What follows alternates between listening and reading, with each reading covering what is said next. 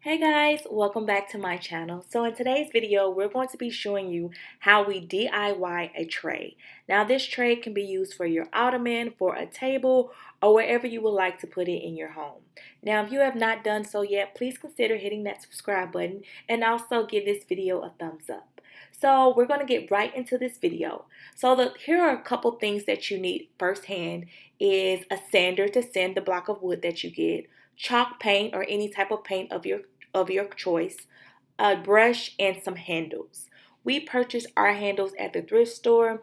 We got ours for 99 cents, but you can pick up decorative handles from like any hardware store or Hobby Lobby.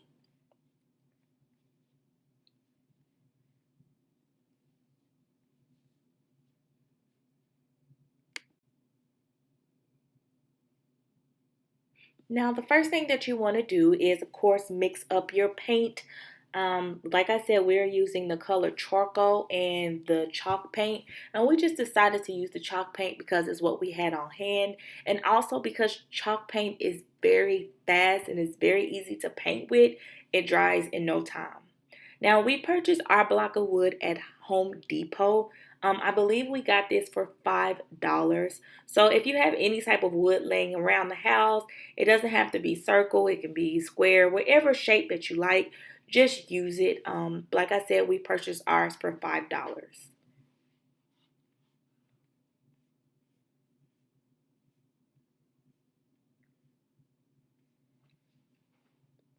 Now you are going to want to go in with your chalk paint or any paint that you choose. You want to do both sides, so the top and the bottom, and also around the edge of the shape, around the edge of the block of wood.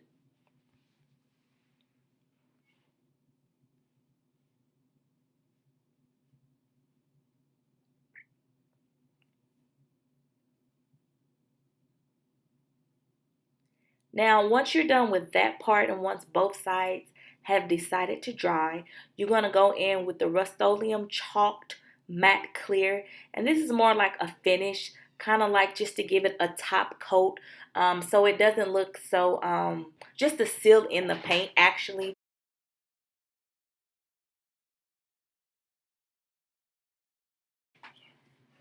Now, once you're done with that and once that have dried, we let ours dry probably for a day. I don't think you need to let it dry that long. But once you let it dry, then you want to go in to make sure you're able to measure, put your handles on. So you want to make sure you're measuring them. And that's what my husband was doing. He was making sure we measured them the exact way, the proper way, just so they can be, what's the word I'm looking for, y'all? Just so they can be the at the right angle for both one. I can't think of the word. So once you do that, he's just gonna use his drill to drill everything in.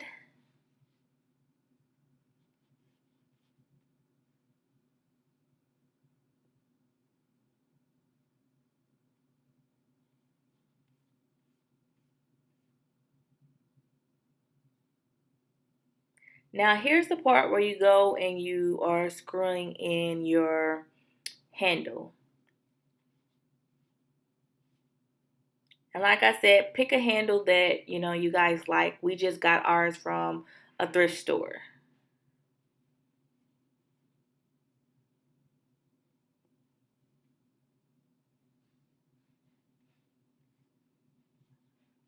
I would say this is like a two-man's job too. So get involved, let someone help you, and it's actually a fun project for you to do with someone.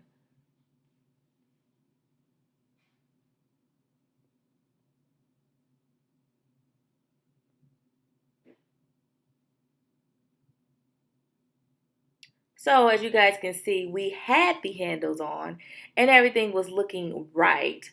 But then something happened that broke. So yeah, so then we had to use wood glue to glue it back on. I guess it's what you get for getting handles for 99 cents. But we glued it back on. We had wood glue. And actually my mom had a second set because it came with two sets. So we end up using that one. But you can also wood glue something, especially if it breaks. So, but just want to show you guys sometimes all these videos don't go as smoothly, but there's ways where you can make it go smoothly. So here what my husband is doing is just taping around the handles just so we don't get any sanding on the actual board where he's going to be sanding the handles. Now he had this idea of wanting to sand it. So here's what he decided to do was get linen seed oil, and that just to give it kind of like some type of sheen, I guess. I don't know, y'all. I just know it looked different from when we first did it. I can't describe it, but it looked a little bit different. He was going for more of a polished theme, I guess. I don't know. But anyway, I want to show you guys how I go in, how he went and did the Cricut machine. Now, it's a little tutorial how we're going to go by and do it.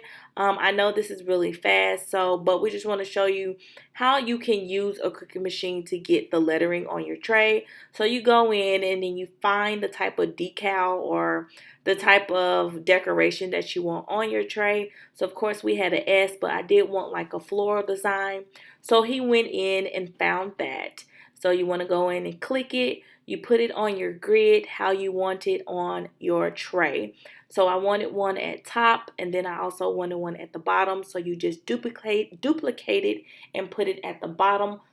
And then you also go in and do your lettering, and then you just go in and find the font that you want.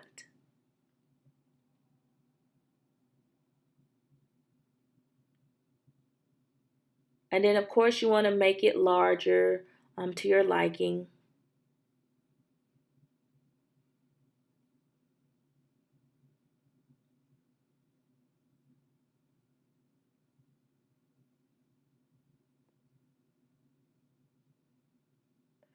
And when I tell y'all this it's not hard. It just takes a lot of concentration and doing it right, a lot of measuring sometimes. But the machine is not hard. My husband actually likes doing the Cricut machine. He's really good at it. He's a lot better than I am.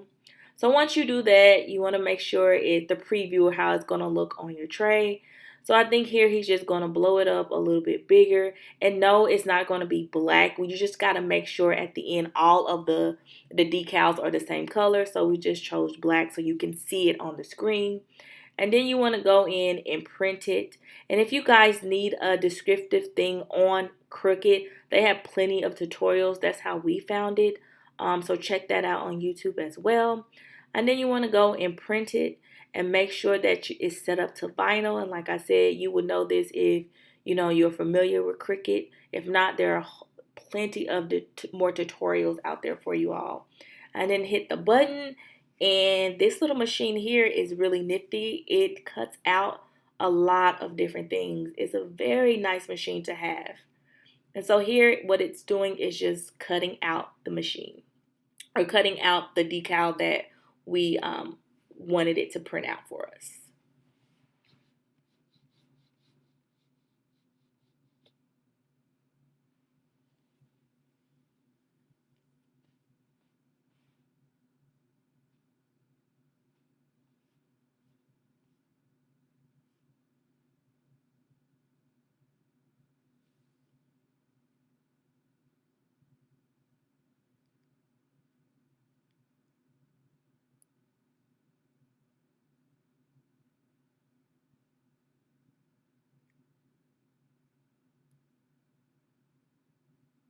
So once it's done printing, you guys can't see it, but when we peel this off, you'll be able to see the decal in the S a little bit better.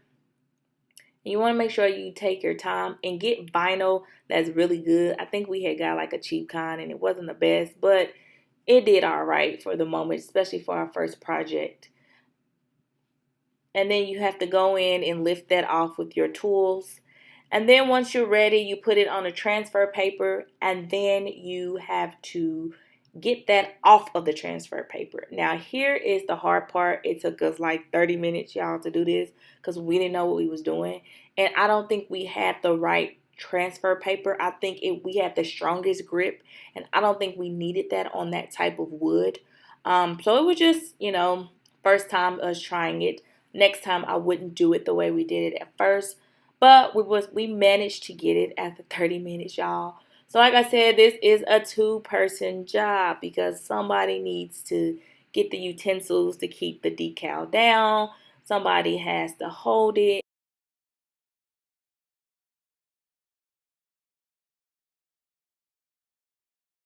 But like I said, first time doing it, but we still made sure that it came out okay.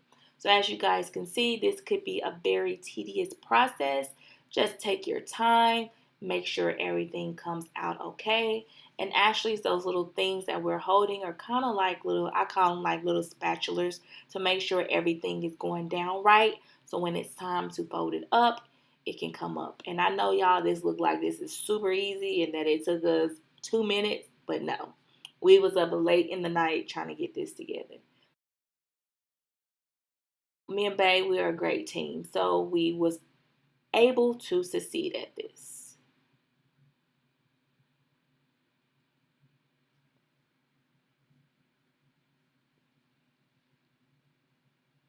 And then you want to go in with your little utensils and get all the little cracks in between, the little things that comes up, like, the little spaces in between.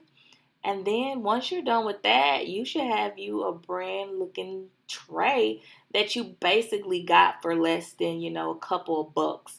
I know these trays run a lot at Home Goods, different, department stores. So try to make it yourself, and it's an easy and fun project as well.